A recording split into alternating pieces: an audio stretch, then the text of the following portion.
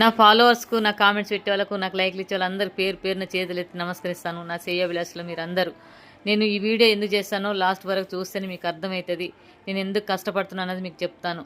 ఎందుకంటే కొంతమంది వికలాంగులు ఉన్నారు, కొంతమంది పిల్లలు వదిలేసిన తల్లిదండ్రులు ఉన్నారు. కొంచెమన్నా యూట్యూబ్లో డబ్బులు వస్తే నేను అంత ఒక 10 రూపాయలు సంపాదిస్తే 5 రూపాయలు వాళ్ళకి సాయం చేయాలని ఒక ఉద్దేశంతోనే నేను చేస్తున్నాను యూట్యూబ్లో. దయచేసి నన్ను ప్రోత్సహించండి. ఇంతకుముందు యూట్యూబ్ పెట్టాను, అది ఎందుకో పోయింది, ఏదో వీడియో చేశానని తీసేశారు. 2 లక్షల పైనే ఫాలోవర్స్ ఉన్నారు. మళ్ళీ నా ఫాలోవర్స్ నాకు రావాలని నేను దేవుని కోరుకుంటున్నాను. ఎందుకంటే వస్తేనే నేను 4 పైసలు సంపాదించి ఎవరికైనా సాయం చేయగలను. నా మనసు అయితే ఇప్పుడు అందరికి ఎవరికో ఒకరికి పేదవాళ్ళకు కొంచెం సాయం చేయాలన్న ఒక మనస్తత్వంతోనే చేస్తున్నాను. నేను ఇంట్లో కూర్చొని తినే స్తోమత నాకుంది, మా కొడుకు నన్ను చూసుకోగలడు. కానీ నేను కష్టపడి ఎంతో కొంత ఖాళీగా ఉండేది ఎందుకు? ఎవరికైనా ఉపయోగపడితే బాగుంటుంది కదా.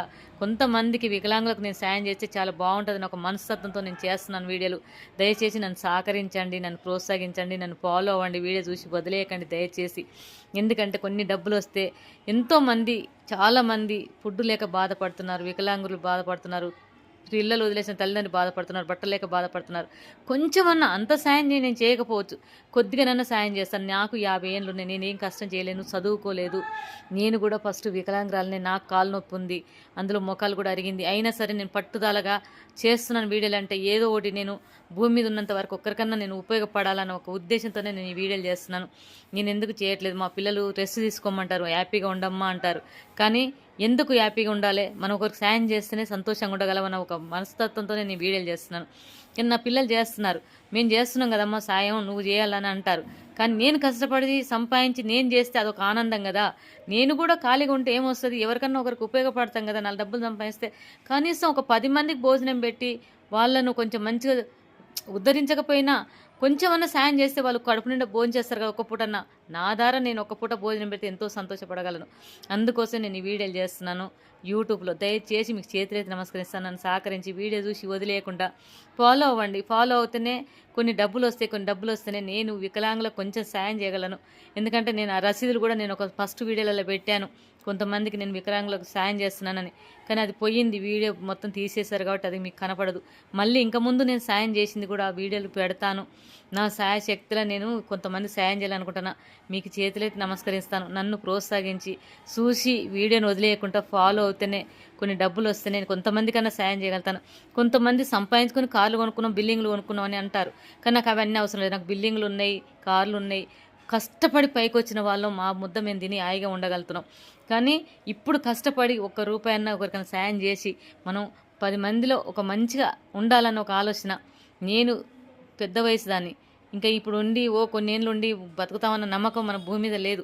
ఉన్నంత వరకు ఒకరికి సాయం చేసామా, 10 మందికి అన్నం పెట్టామని ఇది ఒక అనిపించుకోవాలంటే ఖచ్చితంగా కష్టపడాలి. కానీ నాకు చదువు లేదు కదా కష్టపడడానికి, కాలు నొప్పి కూడా ఉంది నేను బయటికి వెళ్ళి పని చేయడానికి. ఇలాగన్నా మీరందరూ ప్రోత్సహిస్తే 4 పైసలు సంపాదించి నేను పేదవాళ్ళకి సాయం చేయాలని ఆలోచన ఉంది. దయచేసి నన్ను ప్రోత్సహించరు. మీరందరూ నా పిల్లలు కదా. అమ్మను ప్రోత్సహిస్తే 10 మందికి అన్నం పెడితే మీకు కూడా పుణ్యం వస్తుంది. నేను చేసిన దాంట్లో నేను చారాన పుణ్యం తీసుకుంటే మీరు రూపాయి పుణ్యం తీసుకుంటూ పెట్టాలి. అందరూ బాగుండాలి, దేవునికి నేను మొక్కునేది. ఏ గుళ్ళో పోయినా అందరినీ సంతోషంగా చూడు తండ్రి అని మొక్కుతా. నేను కరోనా వచ్చినప్పుడు బాధతోని నేను శివునికి కరోనా తక్కువైతే చెప్పులు వదిలేస్తాను మొక్కినా. నేను ఇప్పటికి చెప్పులు వేసుకొని మీరు నన్ను చూడొచ్చు. ఎండాకాలం వచ్చినా ఏ కాలం వచ్చినా నేను బయటికి వెళ్ళినా నేను చెప్పులు వదిలేసి వెళ్ళిపోతాను. నేను చెప్పులు అసలు ఇప్పటివరకు వేసుకోలేదు. 3 ఏళ్ళ బట్టి 4 ఏళ్ళ బట్టి కరోనా వచ్చినప్పటి నుండి నేను చెప్పులు మానేసిన, ఒక్క పొద్దుంటున్న సోమవారం రోజు. ఎందుకంటే అందరు బాగా కోరాను. నేను ఆ కరోనా బాధలో అందరు ఇలా చచ్చిపోతుంటే తట్టుకోలేక నేను చెప్తున్నా కదా, వెంకటేశ్వర స్వామికి గుండు కొట్టించుకుంటాను మొక్కున్నా, శివునికి చెప్పులు వదిలేస్తాను కరోనా తక్కువైతే మొక్కున్నా. ఇవన్నీ నేను చేసేది ఉంది. కాకపోతే చెప్పులు వదిలేసి 4 ఏళ్ళ పైన అయిపోయింది. కరోనా తక్కువైనాక నేను చెప్పులు వదిలేసి ఇప్పుడు మామూలుగా నడుస్తాను. నాకు అన్నీ హ్యాపీగా ఉంది. నాకు ఏనాడు కాళ్ళ నొప్పులు అనిపించలేదు, ఎండలో పోయిన మంట అనిపించలేదు. ఆ శివయ్య ఉండక ఎందుకు బాధ. అన్నీ తక్కువ చేసిండు నా తండ్రికి. ఒక్కటే నేను తిరుపతి పోయి ఇంకా నేను ఎంటికలు ఇచ్చేయాలి, అదొక్కటి ఉంది. మళ్ళీ ఏ రోగాలు రాకుంటే ప్రజల్ని కాపాడితే చాలా, అంతకు మించి నాకేం వద్దు. నా కొడుకులు కష్టపడి నేను కష్టపడి సంపాదించుకొని ఏదో ఉన్నంతలో హ్యాపీగా బతున్నాం. ఒకరికి ఇవ్వపోయినా ఒకరి దగ్గర తీసుకోకపోయినా మేము సంతోషంగా ఉంటున్నాం. కానీ ఉన్నంత కాలం కష్టపడి ఓ రూపాయి సంపాదించి పేదవాళ్ళకు కొంచెం లేని వాళ్ళకి సాయం చేయాలన్న కోరిక. 100 మందికి నేను చేయకపోవచ్చు, అందులో 10 మందికి సాయం చేసిన సంతోషమే కదా. ఆ 10 మందికి సాయం చేయాలంటే కష్టపడాలి. కష్టం అంటే నాకు చదువు రాదు, నేను బయటికి వెళ్ళి పని చేయలేను. ఇలాగన్నా ఒక 2 రూపాయలు సంపాదించి నేను 10 మంది సాయం చేస్తే చాలు. చివరి వరకైనా ఒక కోరిక. నేను ఇవి కొనుక్కోవాలి, అవి కొనుక్కోవాలి, ఇవి వచ్చినాయి, ఈ డబ్బులు వచ్చినాయి, అది కొన్నా ఇది కొన్నా అని చెప్పడానికి ఏం అవసరం లేదు నాకు.